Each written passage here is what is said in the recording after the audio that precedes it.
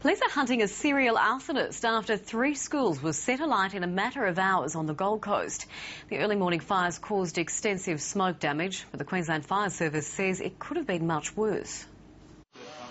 By the time fire crews arrived at Southport State High School, a computer room was already engulfed in flames. The major obstacle in fighting the fire was getting inside. The fire when we first got here was quite intense. It was fuel loaded. We had to treat it with caution. Once we got made entry, we were able to bring it under control quite quickly. It was the 3rd school fire in as many hours on the northern Gold Coast. The first started about 1 o'clock at Labrador State Primary, where damage was contained to a classroom. Fire crews had barely extinguished the blaze when they were called to Coombabah State High School, where the library was burning.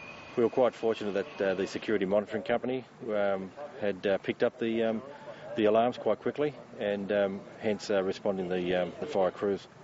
Police say the fires were deliberately lit and believe the same culprit may be responsible for all 3. Police have now declared crime scenes and will conduct scientific examination and hopefully generate suspects in relation to this matter. You know, if you're going to target poor children, you know, this is where you do it. Very low act.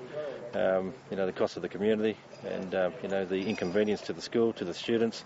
The Education Department is also investigating a breach of the rules governing the removal of asbestos at Burpengary State School north of Brisbane.